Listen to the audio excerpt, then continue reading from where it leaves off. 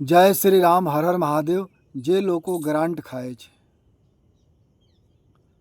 કથા કરે અને પૈસા માંગે, ફીસ માંગે, પ્રેમપૂર્વક દક્ષિણા નથી લેતા, દર્દી અથવા દર્દી પાસેથી બધું પૈસા લેનાર, ગૌ માતાના નામે પૈસા લઈને ઘરમાં ઉપયોગ કરવાવાળા, ભૂત પ્રેતની પૂજા કરવાવાળા, સાધુના ધન હરવાવાળા અને જે લોકો દાન લઈને ઘર ચલાવે છે, આવા લોકો,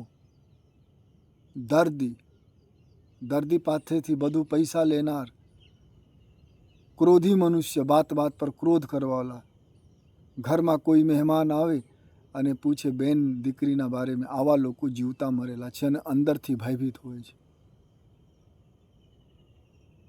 જે લોકો દાન લઈને મોજ સૌ કરે, આવા લોકો પણ જીવતા મરેલા છે. જે બાર બીજાની નિંદા કરતા હોય, સાધુની, સમાજની, પડોશીની, એવા લોકો પણ મરેલા હોય જીવતા. જે લોકો ધર્મ વિરુદ્ધ આચરણ કરે છે, આવા લોકો પણ મરેલા હોય. જે લોકો બાતમાં ખોટા કૂતર કરતા હોય, એવા લોકો મરેલા છે. અને આવા લોકો અંદરથી ભયભીત હોય અને અંદરથી ખૂબ ભયભીત હોય અને બહારથી દેખાવા કરતા ચેનની નીંદ ન લઈ શકે. એવા લોકો જે માતા પિતાને મારે છે, માતા પિતાને ભૂખ્યા રાખે છે, ભાઈ બહેનને દાન નથી કરતા અને બહાર દેખાવા કરે છે, દાન કરે છે, આવા લોકો જીવતા મરેલા છે. જે ભજન ગાતા હોય અને પૈસા માંગતા હોય, એવા લોકો જીવતા મરેલા છે.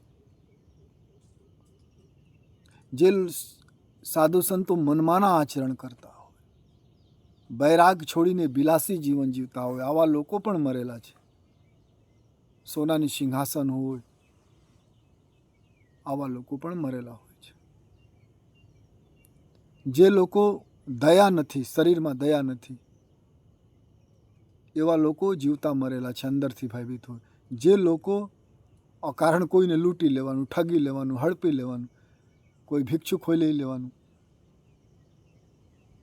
રોડ પર કોઈ નાના દુકાન લગાવતા આવાને મારી લેવાનું, ઠગી લેવાનું, આવા લોકો બધા જીવતા મરેલા છે.